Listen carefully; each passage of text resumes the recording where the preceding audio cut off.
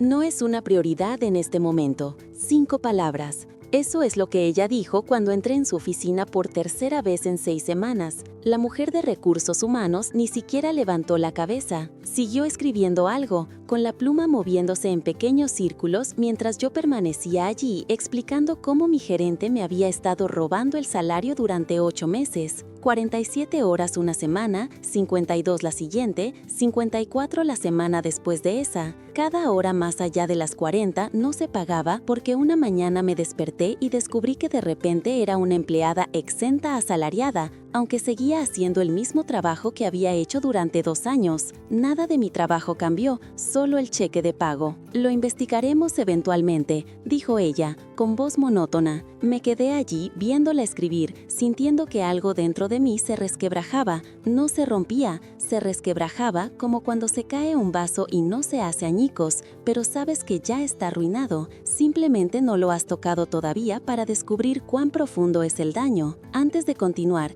gracias por estar aquí. Si esta historia te suena familiar o si alguna vez te has sentido invisible en tu propio lugar de trabajo, hazme un favor y pulsa el botón de suscribir. Deja un comentario abajo diciéndome qué habrías hecho en mi posición. Tu apoyo lo es todo y hace que estas historias sigan llegando. Mi nombre es Laurian y necesito que entiendas algo sobre mí. No soy la persona que causa problemas, soy la persona que arregla las cosas. Organizo envíos, rastreo números de inventario, me aseguro de que los productos lleguen a donde se supone que lleguen cuando se supone que deben llegar. Soy buena con los detalles, noto cuando las cosas no cuadran. Cuando una caja dice 60 unidades, pero contiene 58, lo detecto. Cuando un cronograma de entrega muestra el martes, pero la llegada real fue el miércoles, lo documento. Los detalles importan en mi línea de trabajo. Los detalles lo son todo. Empecé en esta empresa 3 años antes de que todo esto sucediera. Nivel de entrada por horas, fichando a las 7 de la mañana y fichando a las 4 de la tarde,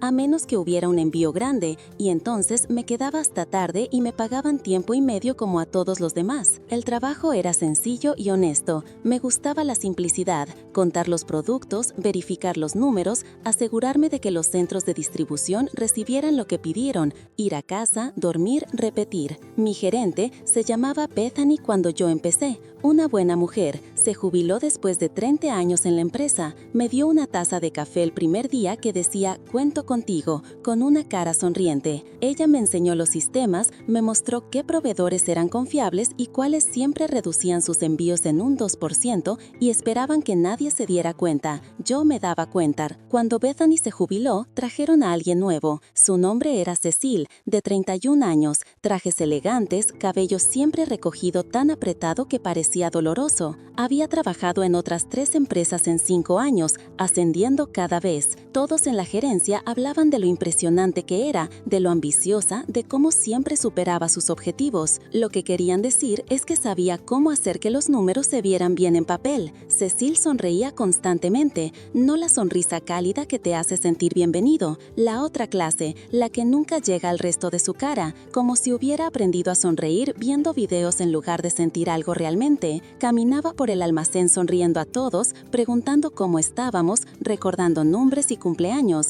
pero sus ojos siempre estaban haciendo otra cosa, calculando, midiendo, averiguando dónde podía recortar costos. 6 meses después de su llegada, convocó una reunión de departamento. 10 de nosotros nos reunimos en la sala de descanso. Ella se puso al frente con una presentación impresa en papel normal porque no teníamos proyector en ese edificio. He estado revisando el desempeño de todos, dijo, aún sonriendo, y me complace anunciar algunas promociones. Mi nombre estaba en la lista, coordinadora de inventario senior, puesto asalariado, 52,000 al año. Después de la reunión hice los cálculos. Yo había estado ganando 48,000 con horas extras regulares. 52 sonaba a un aumento hasta que te dabas cuenta de que trabajaría las mismas semanas de 50 horas sin el pago extra. Eso eran 4,000 más al año por 10 horas adicionales cada semana, aproximadamente $7 por hora adicional, menos de lo que ganaba antes. Fui a la oficina de Cecil al día siguiente. Tenía algunas preguntas sobre la estructura salarial. Le dije, por supuesto. Ella me indicó el sillón frente a ella. ¿Qué tienes en mente? El desglose por horas parece más bajo de lo que ganaba antes con horas extras. Bueno, ahora eres asalariada. Ya no te pagan por hora, te pagan por el valor que aportas. Se inclinó ligeramente hacia adelante. Esto es un ascenso, más responsabilidad, más prestigio. Demuestra que confío en ti para un trabajo de nivel superior. ¿Qué trabajo de nivel superior? Gestión estratégica de inventario. Tendrás más autonomía, más autoridad para tomar decisiones. Yo contaba inventario. Eso era lo que hacía. Eso era lo que había estado haciendo. Eso era lo que seguiría haciendo. Nada en la descripción del puesto sugería algo estratégico o autónomo. Yo organizaba cajas y verificaba números. Trabajo importante, pero no gerencial. ¿Puedo seguir cobrando por horas? Pregunté. Su sonrisa se tensó. Laurian, te estoy ofreciendo crecimiento aquí. ¿No quieres avanzar en tu carrera? La forma en que lo dijo me hizo sentir como si hubiera preguntado algo ridículo, como si hubiera sugerido que incendiáramos el almacén en lugar de contar el inventario. Sentí que mi cara se ponía caliente. Lo pensaré. Sentí que mi cara se ponía caliente. Tienes hasta el viernes, dijo ella. Necesito finalizar el papeleo. Fui a casa esa noche y me senté en la mesa de mi cocina durante 3 horas, tratando de decidir si estaba siendo ingrata o inteligente. Mi apartamento era pequeño, de un dormitorio, a 15 minutos en coche del trabajo. Había vivido allí durante 4 años y nunca me había atrasado en el alquiler. Los 4,000 adicionales al año serían agradables, pero perder las horas extras me costaría más de lo que ganaría. Aún así, las palabras de Cecil seguían dando vueltas. Crecimiento profesional, avance, confianza. El viernes acepté el ascenso. El primer mes trabajé 43 horas. No terrible. El segundo mes, 48. El tercer mes, Cecil empezó a programar recuentos de inventario los fines de semana. Obligatorio. Enviaba un mensaje el viernes por la tarde diciendo que necesitábamos a todos el sábado por la mañana porque un envío grande llegaría el lunes y teníamos que verificar la disponibilidad de espacio. 6 horas el sábado, sin pago extra. Ahora eres asalariada, dijo ella cuando pregunté por la compensación. Esto es parte del trabajo. El cuarto mes, trabajé 61 horas en una semana. 61. Empecé a registrar todo en un cuaderno que guardaba en casa. Fecha, horas trabajadas, tareas completadas. Anoté cada conversación en la que Cecil insinuaba que podría perder mi ascenso si no me presentaba a los recuentos de fin de semana. Cada vez que mencionaba cuánto le gustaría a otras personas tener mi puesto. Cada vez que me recordaba cuánto valoraba mi compromiso. Noté algo más durante esos meses. Otras 7 personas en nuestro departamento habían recibido el mismo ascenso que yo. Todos pasamos de ser empleados por horas a asalariados. Todos trabajando semanas de 50 o 60 horas, ahora sin pago de horas extras. Empecé a hablar con ellos durante los descansos, conversaciones tranquilas en el estacionamiento. Todos tenían las mismas preocupaciones. Todos se sentían atrapados de la misma manera. Nadie quería quejarse y arriesgarse a perder su trabajo. Luego, un día, alguien de contabilidad mencionó que Cecil había recibido una gran bonificación al final del año fiscal. Los costos del departamento habían bajado un 38% bajo su dirección. ¡38%! Fui a casa e hice más cálculos. Si 7 personas que solían cobrar horas extras ahora trabajaban las mismas horas por un salario fijo, eso representaba decenas de miles de dólares en costos laborales ahorrados, dinero que no nos llegaba a nosotros, dinero que iba directamente a los resultados finales, dinero que hacía que Cecil pareciera una genio que sabía cómo dirigir una operación eficiente. Fue entonces cuando entendí que esto no se trataba de ascendernos. Esto se trataba de reclasificarnos para evitar pagar horas extras. Esto era robo de salario con un título elegante adjunto. Pasé 3 días leyendo la Ley de Normas Justas de Trabajo, las reglas de exención, la prueba de deberes. Para ser clasificado legalmente como exento de horas extras, debes cumplir criterios específicos. Tu deber principal debe implicar gestión o debes ejercer discreción y juicio independiente sobre asuntos comerciales significativos. Yo no hacía nada de eso. Contaba cajas, revisaba envíos, organizaba inventario. Mi trabajo era importante, pero no era un trabajo exento. Programé una reunión con RH. La directora se llamaba Paula, unos 50 y tantos, llevaba 20 años en la empresa.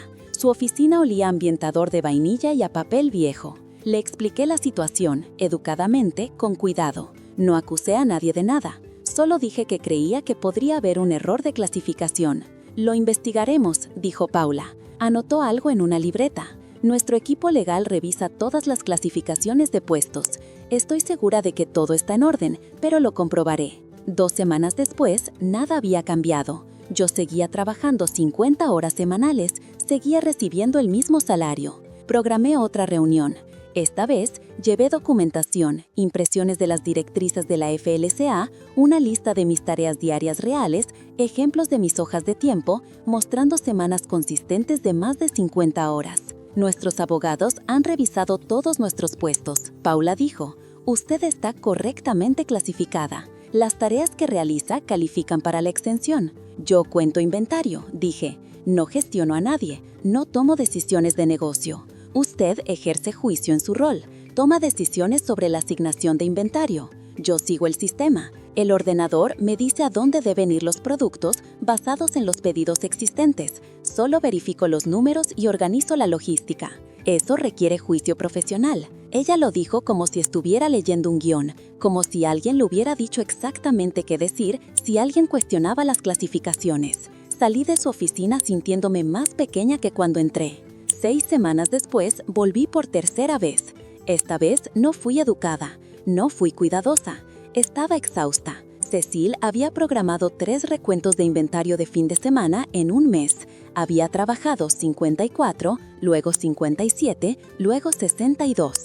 Mi cuerpo me dolía. Mi apartamento era un desastre porque nunca estaba en casa el tiempo suficiente para limpiarlo. Había dejado de ver a mis amigos porque siempre estaba trabajando o demasiado cansada para ir a cualquier parte. Estoy trabajando 60 horas semanales por el mismo sueldo que ganaba hace 3 años, dije. Esto no es legal. Sé que no es legal. He leído las regulaciones. He documentado todo. Algo tiene que cambiar. Paula no anotó nada esta vez. Solo me miró con una expresión que no pude descifrar. Cansada, tal vez, o molesta. No es una prioridad, dijo ella. Salí de su oficina y subí a mi coche y me senté en el estacionamiento durante 20 minutos. No estaba llorando. Quería llorar, pero estaba demasiado enfadada. Ese tipo de enfado que se te instala en el pecho y te dificulta respirar correctamente. El tipo que te hace entender por qué la gente hace cosas que nunca pensó que haría. Esa noche, me senté en la mesa de mi cocina y abrí mi portátil. Lo había mirado antes, pero nunca consideré seriamente presentar una queja. Eso me parecía demasiado grande, demasiado confrontativo, como lanzar una bomba en lugar de tener una conversación. Pero 3 conversaciones no habían funcionado. 3 reuniones, 3 intentos de solucionar el problema por los canales adecuados, todos ellos desestimados. El formulario de queja era largo, detallado, pedía de todo: información del empleado, información del empleador, descripción de la infracción, documentación de apoyo. Lo rellené lentamente, con cuidado, asegurándome de que cada detalle fuera exacto. Enumeré cada hora que había trabajado en los últimos 8 meses. Adjunté mi descripción del puesto. Expliqué exactamente qué tareas realizaba a diario. Incluí los nombres de los otros 7 empleados que habían sido reclasificados de la misma manera que yo. Luego escribí algo más, algo que había descubierto durante mis semanas de investigación. Expliqué que la estructura de bonificaciones de mi gerente estaba directamente ligada a la reducción de costos del departamento, que ella tenía un incentivo financiero para clasificar erróneamente a los empleados, que sus ahorros del 38% en costos provenían de mano de obra no remunerada, no de mejoras de eficiencia. Envié la queja a las 2 de la mañana. Luego, cerré mi portátil y me fui a la cama. No dormí. Me quedé allí mirando al techo, preguntándome si acababa de mejorar todo o de destruir toda mi carrera. Pasaron 4 días en los que me presenté a trabajar y conté inventario como si nada hubiera cambiado, como si no acabara de presentar una queja formal al Estado que podría hacer estallar todo. Seguía esperando que algo sucediera, una llamada telefónica, un correo electrónico, algún tipo de confirmación de que mi queja había sido recibida. Nada llegó. Empecé a preguntarme si lo había hecho mal, si tal vez el formulario no se había enviado realmente, si tal vez nadie iba a mirarlo nunca. Entonces, el jueves por la tarde, la asistente de Cecil salió corriendo por el almacén, literalmente corriendo. Ella nunca corría, siempre estaba compuesta, siempre moviéndose a la velocidad justa para parecer ocupada, pero no frenética. Pero esta vez estaba corriendo, sus zapatos haciendo ruidos fuertes contra el suelo de concreto. «¿Dónde está Paola?», gritó a cualquiera que quisiera escuchar. El Estado está aquí, están en el edificio, quieren los registros de nómina de todo el departamento. Yo sostenía mi portapapeles, contando un envío de suministros industriales que había llegado esa mañana, 247 unidades. Anoté el número lentamente, con cuidado, como si mi mano no temblara, como si mi corazón no intentara atravesar mis costillas. La Junta Laboral no avisa con antelación, eso lo había aprendido de mi investigación. No programan citas ni dan tiempo a las empresas para prepararse, simplemente aparecen con autoridad legal y comienzan a auditar. Es la única forma de obtener información precisa. Si le dices a una empresa que vas a venir, tienen tiempo para arreglar cosas, esconder cosas, reclasificar a la gente a horario por unas semanas y luego volver a cambiarlos después de la inspección. Seguía contando, 249, 249. La gente se movía de manera diferente alrededor, más rápido, más urgente. Alguien de la gerencia pasó, hablando rápidamente por su teléfono. Otra persona que nunca había visto antes escoltaba a 2 individuos de aspecto oficial hacia las oficinas administrativas. Llevaban carpetas y maletines y tenían el tipo de expresiones que significaban que no estaban ahí para ser amigables. Terminé de contar el envío, verifiqué el manifiesto, firmé la entrega. Solo otro jueves, solo otra tarea ordinaria. 1 hora después, unos pasos se acercaron a mi puesto de trabajo. 2 personas que conocía antes de darme la vuelta para saber quiénes serían. Paola estaba allí, con otra persona de RH que había visto antes, pero con la que nunca había hablado. Ambas parecían haber envejecido varios años en los últimos 60 minutos. La cara de Paola había perdido todo su color. El olor ambientador de vainilla se había ido. Ahora solo olía a estrés. ¿Por qué no nos dijiste que habías contactado a la Junta Laboral? Su voz salió extraña, más aguda de lo normal, tensa. Dejé mi portapapeles. Sí, se lo dije 3 veces. Usted no dijo que iba a presentar una queja formal ante el Estado. Usted dijo que mis preocupaciones no eran una prioridad. Yo las convertí en una prioridad. La otra persona de RH dio un paso adelante. Esto es un problema importante, Lorian. Podríamos haberlo manejado internamente. Ahora tenemos investigadores estatales solicitando documentación para todos en su departamento y otros 3 departamentos. ¿Entiende en qué tipo de posición esto pone a la empresa? ¿Entiende en qué tipo de posición me pone a mí? Mantuve mi voz firme, tranquila. Trabajé 60 horas semanales durante 8 meses, sin una compensación adecuada. Lo reporté a través de los canales internos correctos 3 veces. Nada cambió. ¿Qué se suponía que debía hacer? La mandíbula de Paola se movió como si estuviera masticando algo amargo. Vamos a necesitar que coopere plenamente con la investigación. Por supuesto, dije, ya he documentado todo lo que necesitarán. Se marcharon sin decir nada más.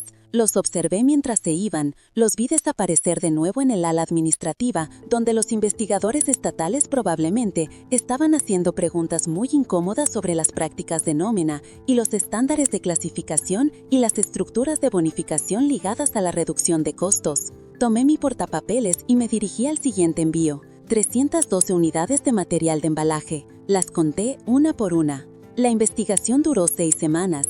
6 semanas donde todo el almacén se sentía como si alguien hubiera bajado el volumen de todo. La gente hablaba más bajo, se movía con más cuidado. Cecil dejó de hacer sus paseos matutinos por la instalación. Se quedaba en su oficina con la puerta cerrada. A veces la veía a través de la ventana, sentada en su puesto de trabajo, mirando algo que yo no podía ver. Los investigadores regresaron 2 veces más. Entrevistaron a personas, sacaron registros de tiempo, solicitaron correos electrónicos y memorándums y documentación sobre las clasificaciones de puestos. A mí me entrevistaron una vez durante 45 minutos. Preguntaron sobre mis tareas diarias, mis horas de trabajo, si alguien me había dicho explícitamente que ya no podía tener horas extras, si había planteado preocupaciones internamente antes de presentar la queja. Les conté todo. Les mostré mi cuaderno con 8 meses de seguimiento detallado del tiempo. Les di las fechas de mis 3 reuniones con RRH. Les expliqué cómo otras 7 personas de mi departamento habían sido reclasificadas de la misma manera. ¿Notó algún patrón en estas reclasificaciones?, preguntó una investigadora. Ella tenía quizás 50 años, con el pelo gris, corto y ojos que parecían haber escuchado todas las excusas del mundo. Todas ocurrieron en un periodo de 6 meses después de que nuestra nueva gerente comenzó, dije. y todas redujeron significativamente los costos de horas extras del departamento. ¿Su gerente recibió bonificaciones o compensaciones ligadas al desempeño del departamento? Sí, recibió una gran bonificación al final del año. La gente de contabilidad habló de ello. Los costos del departamento habían bajado un 38%. La investigadora anotó algo. Gracias, esto es útil. Pasaron las semanas, seguí trabajando, seguí contando. El almacén se sentía suspendido en algo pesado y a la espera. Luego, una mañana, 6 semanas y 2 días después de que los investigadores estatales aparecieran por primera vez, se envió un correo electrónico a todos en mi departamento. Reunión en la sala de descanso a las 2 de la tarde. Asistencia obligatoria. Nos reunimos a la hora programada. Los 10 de nosotros que habíamos sido reclasificados, más varias personas de otros departamentos que no conocía. Bueno, la gerencia estaba allí, RRH estaba allí. Alguien del equipo legal estaba allí con una expresión que parecía dolor físico. La persona legal se puso de pie primero. La Junta Laboral Estatal ha completado su investigación sobre las prácticas de clasificación. Han determinado que ciertos puestos fueron incorrectamente clasificados como exentos de horas extras. Esto afectó a múltiples empleados en varios departamentos. Mi corazón latía tan fuerte que me preocupaba que todos lo escucharan. La empresa está obligada a pagar salarios atrasados por todas las horas extras no pagadas trabajadas durante el periodo de clasificación errónea. También estamos implementando medidas correctivas inmediatas para asegurar una clasificación adecuada en el futuro. Ella se sentó. Paola se puso de pie. Cada uno recibirá notificaciones individuales sobre sus cálculos de salarios atrasados. La empresa toma estos hallazgos muy en serio. Estamos comprometidos con el cumplimiento de todas las regulaciones laborales. Nadie hizo preguntas, nadie dijo nada. Todos nos quedamos sentados asimilando lo que eso significaba. Salarios atrasados. Tenían que pagarnos lo que nos habían robado. La reunión terminó. La gente salió lentamente, en silencio. Regresé a mi puesto de trabajo y traté de concentrarme en los recuentos de inventario, pero mis manos no dejaban de temblar. 2 días después, apareció un sobre en mi puesto de trabajo. Dentro había una carta con números, cálculos, horas trabajadas, horas extras saudadas. El total me hizo ver borroso por un segundo. $18,400.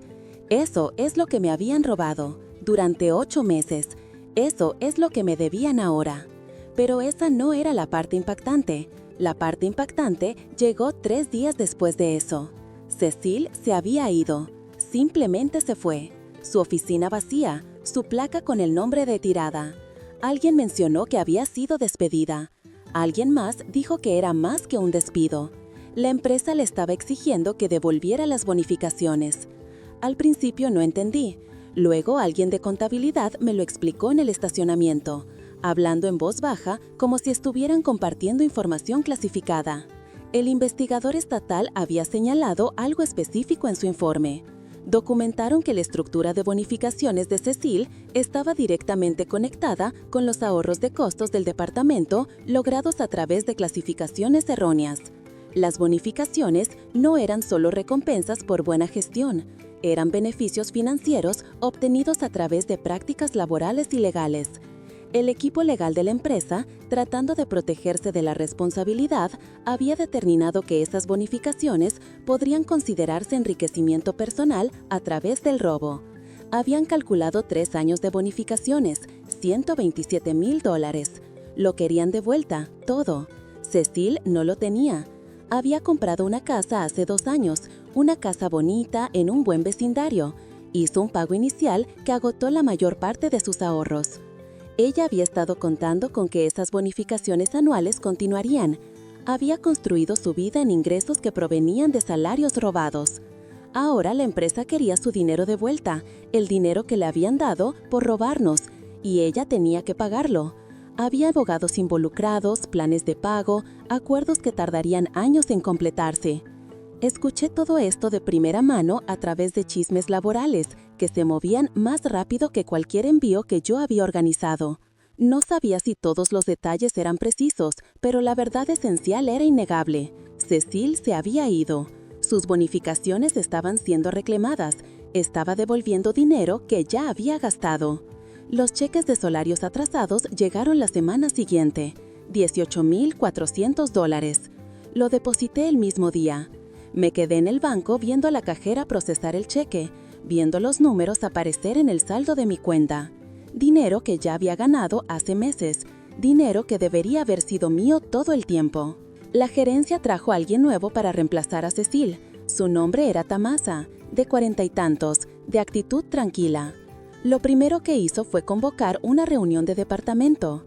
He revisado todos sus puestos, dijo. Con efecto inmediato, todos los que están clasificados como exentos serán reclasificados como por horas. Registrarán su tiempo. Se les pagará por cada hora que trabajen. Las horas extras serán compensadas a la tasa adecuada. Alguien preguntó si aún tendríamos los títulos de senior. Pueden conservar los títulos si los quieren, dijo Tomasa. Pero los títulos no importan tanto como una compensación justa. Hacen un buen trabajo. Deben ser pagados correctamente por ello. Eso fue todo. Simple, directo, como debería haber sido desde el principio. Volví a contar inventario, volví a organizar envíos, pero ahora, cuando trabajaba 50 horas, me pagaban por 50 horas. Cuando trabajaba 40, me pagaban por 40. El sistema era simple de nuevo, honesto de nuevo. Paola fue transferida a otra ubicación 3 semanas después. Nunca la volví a ver. Alguien me dijo que ella solicitó el traslado. Alguien más dijo que la gerencia lo había sugerido. De cualquier manera, se había ido. La oficina de Cecil permaneció vacía durante 2 meses. Finalmente, la convirtieron en un espacio de almacenamiento para suministros. A veces paso por allí y miro por la puerta. Cajas de papel, material de archivo, equipo extra, ninguna persona, ninguna placa con nombre, solo espacio vacío donde alguien solía sentarse y calcular cuánto dinero podía ahorrar robando a la gente que trabajaba para ellos. Los otros 18 empleados que habían sido mal clasificados